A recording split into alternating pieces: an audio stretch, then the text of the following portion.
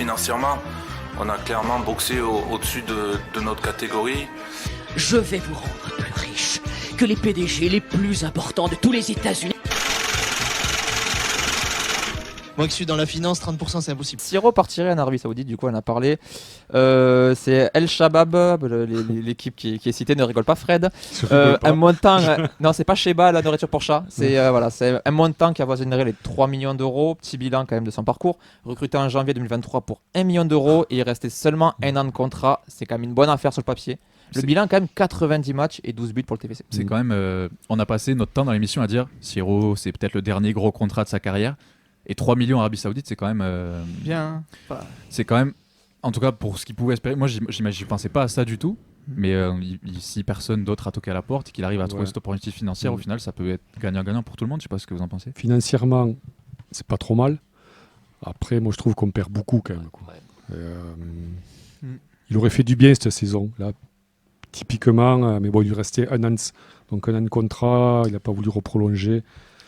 J'aimerais bien qu'on ait les insides de ce départ-là parce que moi, ça me donne plus l'impression d'un joueur qu'on a mis à la porte en acceptant la première offre que d'un mec qui vraiment voulait pas rester. Un peu des deux peut-être. Hein. Peut-être, mais moi, quelques semaines avant, le mec déclare qu'il veut rester, qu'il se sent bien dans la ville, dans le club et qu'il aimerait bien prolonger en faisant des appels du pied.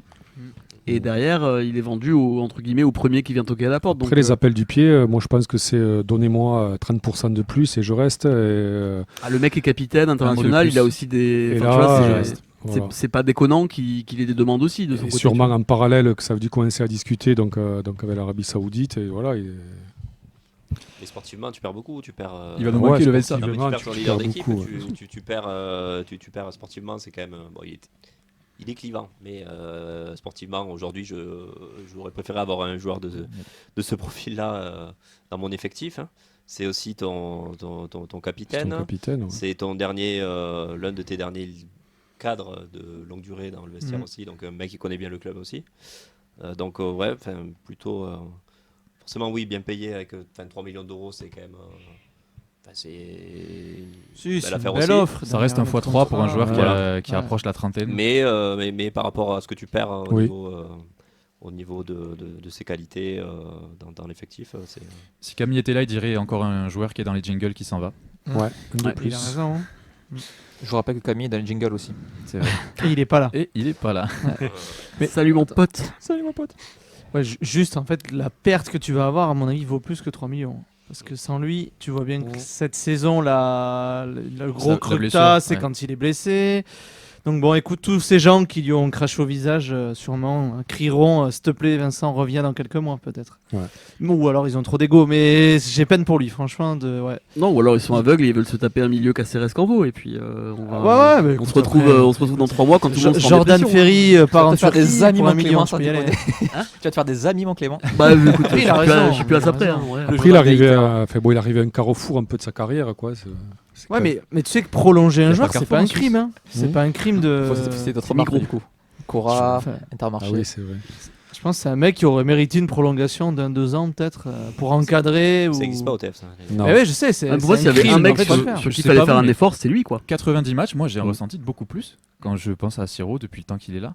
Et en fait, il y a quand même un petit. Enfin, je m'attendais, je pensais qu'il avait plus joué que ça. 2 saisons et demie, c'est pas mal. Il avait plus pesé que ça, c'est bien. Même le suivant, si tu veux qu'on en parle. Oui, il y a un autre départ qui a été officialisé aujourd'hui, celui-ci pour le coup, et dont on entendait parler depuis quelques semaines, quelques années, même si on est honnête, tous les étés, j'avais l'impression qu'on en parlait de ce départ. Cette fois, il est officiel. C'est Zakaria Bouklal qui quitte enfin le TFC, qui s'engage avec le Torino. On parle d'un montant de 10 millions d'euros avec donc quand même une belle somme pour l'attaquant qui a joué, lui, Vincent, tu m'as mis les stats, qui a joué 83 matchs et 25 buts depuis 2022 au TFC. Donc aussi là depuis assez longtemps Zakaria et qui quitte le club avec 25 buts, beaucoup de moments marquants et surtout une belle enveloppe. Donc là pour le coup ça ressemble quand même à un très bon coup cette vente là. Je pense qu'on sera tous d'accord là-dessus, je sais pas ce que vous en pensez, mais blessure, fin de contrat qui approche, vendu. 10 millions d'euros, ça ressemble quand même à la bonne affaire. Moi, je m'attendais pas autant, quand j'ai vu le montant, je fais ok, bien. Ouais, puis le Torino qui est pas non plus un cador qui met des sommes folles sur le mercato, donc 10 millions c'est bien. Parce que l'Italie ils ont pas d'argent non plus, donc mettre 10 millions c'est qu'ils croient vraiment en lui. Non, mais c'est bien vendu, il a un an de son contrat. Il a fait le tour, hein, je pense qu'il est de l'épopée Coupe de France, il a fait l'Europa, puis là tu sentais qu'à la fin, Il a tout connu avec le il test. soufflait Ça un l'a peu mis sur à la Coupe du fin. Monde et tout ça. Hein. Ouais, c'est pour ça, C'est vrai. bien sûr. Donc ça c'est bien pour lui, il s'en va. Toi, à l'inverse de Siro, là c'est gagnant-gagnant, je trouve. Oui. Qu'est-ce qu'on retient de Abouklal? Parce que si on fait la hiérarchie des attaquants sous Redbird, quand même, on pense à Dalinga, mais il est quand même dans le haut du Ouais. classement Il est quand même. en termes de talent. Oui. C'est quand même un joueur qui a, malgré tout ce qu'il a pu faire, chaque année a planté sa dizaine de buts. Enfin, ça a 7, 8, 9 buts. Et dans les matchs importants, surtout, on pense à la Coupe de France, on pense enfin, je sais pas, il laisse quand même une empreinte. Et j'ai l'impression qu'il y a beaucoup de supporters qui étaient, mine de rien, attachés à ce joueur. Et qui, si on réfléchit bien, on l'a dit plusieurs fois ici, et Fred, je sais que tu le dis souvent, Oui. que c'est notre meilleur offensif. Oui. Donc on perd notre meilleur Et offensif. il s'est imposé, j'aime de dire, quasiment dès son arrivée. Quoi. Oui. Quasiment dès son arrivée, on a compris que c'était un joueur à un très bon potentiel pour la Ligue 1. Vraiment acheté pas cher, je crois qu'on avait acheté 2 millions, je crois. Donc c'est quasiment... C'est x5. Hein. Ouais, donc c'est... Mais pour un joueur de ce calibre-là, quoi, en fait, c'était vraiment pas cher. Après, bon, moi j'ai un goût d'inachevé en fait avec Zach, et je parlerai que sur le sportif.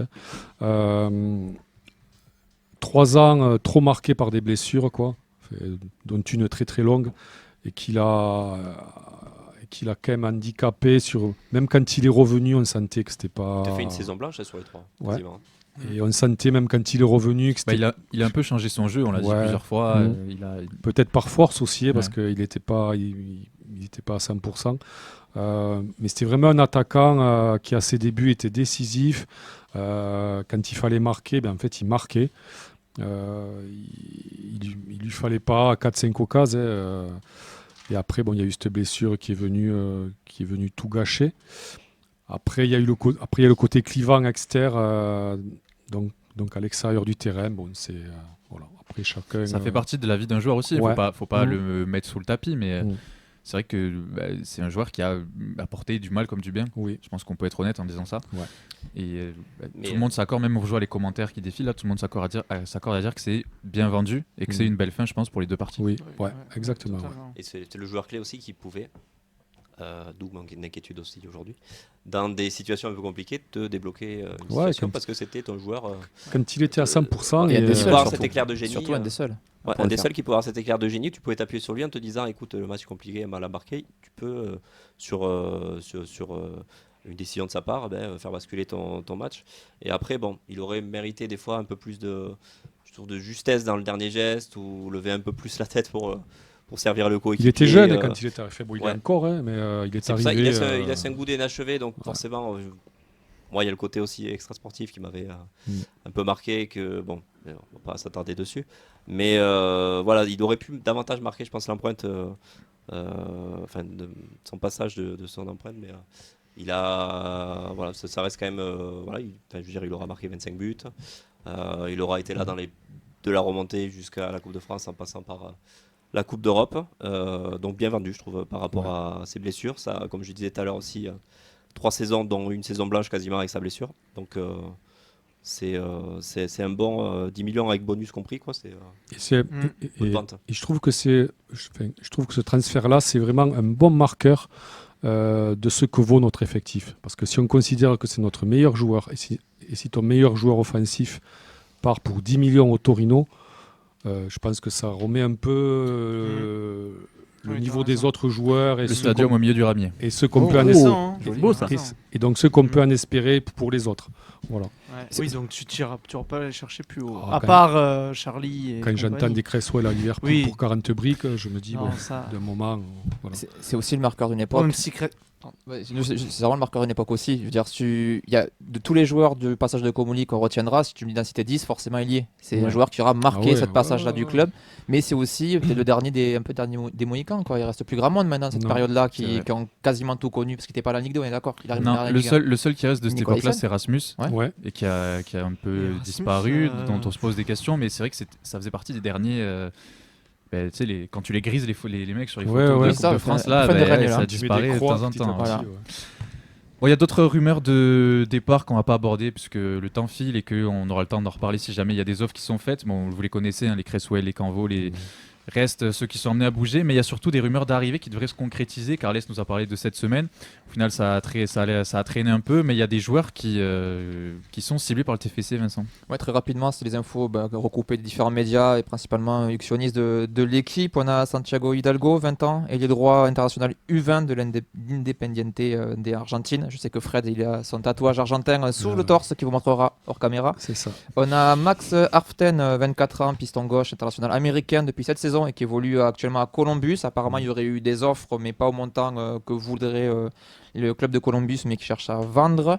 On a Malik Yalkouye, je vais arriver à le dire, qui lui, c'est une surprise un peu, parce que pour le coup, c'est un profil un peu plus bankable. 19 ans, milieu central, international ivoirien des moins de 19. Il évolue à Brighton, il a été prêté à Sturm Graz l'année dernière en Autriche. Il a joué d'ailleurs la Ligue des Champions. Grosse valeur marchande, un profil à la Kanté de ce qui est sorti, donc profil intéressant. Et on a l'éternel, bien sûr, Abdoulhamid, qui à chaque mercato revient, mais apparemment semble enfin en route pour une fois.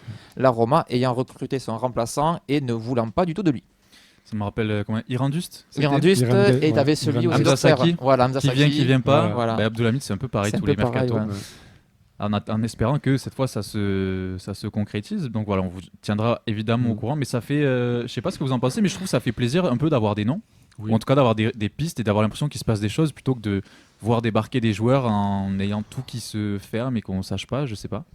Alors, oui, mais moi je trouve que quand même c'est pas des joueurs qui sont amenés à être titulaires pour remplacer Siro et Aboukal, et ça j'ai peur que ça te manque. Alors je sais pas si c'est prévu d'arriver ensuite avec la question de départ, mais ça fait peur. En fait, c'est plus pour moi des joueurs qui vont être 12, 13, 14 que dans le 11, quoi. Oui. Et ça, oui, aussi le timing qui m'interroge un petit peu, c'est qu'on on en parlait avant. Je pense pas que ce soit des pistes qui sortent de nulle part et qui n'étaient pas suivies avant. Mais par contre, on passe de zéro rumeur absolument à plein de rumeurs juste après que tu viennes prendre une branlée intersidérale. c'est les agents des joueurs qui ont dit tiens hop là. Ouais, mais je trouve qu'en fait ça renvoie une image autour du club qui est une image de panique à bord en fait. Et je trouve que cette panique à bord, on la sent depuis le départ de Comoli. T'as l'impression qu'on bricole tout le temps en continu. Et tu te dis jusqu'à quel point c'est tenable, tu vois. Par exemple, sur le papier, il y a le couillé, je vais y arriver. Ça peut être un super coup en effet. Mais par contre, on est d'accord, on part sur un pré-sec sans option d'achat. Ce qui veut dire que l'an prochain, le chantier de ce poste-là, ce sera le même. À la Rabiot. C'est grosse valeur marchande, c'est à la Rabiot, Chantôme, Manu Garcia. Ouais, mais du coup, tu repars sur un fonctionnement qui est pas viable sur le long terme forcément, et ça, je trouve que c'est inquiétant. Alors sur le côté panique, quand même, Clément, on peut quand même mettre le club actuel, c'est-à-dire les gens qui sont dans le club actuellement.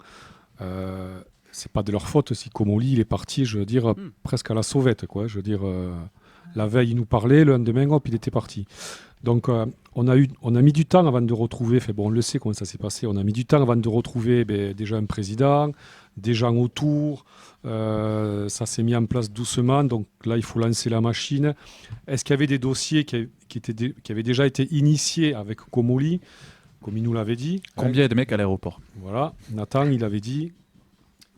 Le mercato est prêt. Et voilà, le mercato est prêt. Sauf que, quand il a dit ça, le lendemain, hop, il s'en va. Donc, il faut tout refaire. Donc, c'est compliqué. C'était prêt, c'est compliqué. Et puis, tu as de la concurrence sur les gars qui arrivent aussi. Tu n'es pas tout seul. Hein. Donc, il faut... c'est un jeu, quoi. Voilà, il y a des coups de pression, il y a des moments de pression, ça redescend. Parce qu'en fait, un transfert, c'est ça. En fait. Tu t'aperçois qu'il y a un coup de pression, ça redescend, on n'en parle plus trop, ça revient et après tu conclus. Ça va et ça revient. Voilà. C'est toujours pareil en fait. Mais tu vois, c'est toujours sentimental. Mais de là à parler de panique, Clément, je pense que c'est encore trop tôt, quoi. T'as le retour de la piste Abdoulhamid, qui est un mec qu'on convoite depuis je ne sais combien de temps. Enfin, tu te dis, est-ce qu'on n'a pas des idées un peu plus neuves, quoi.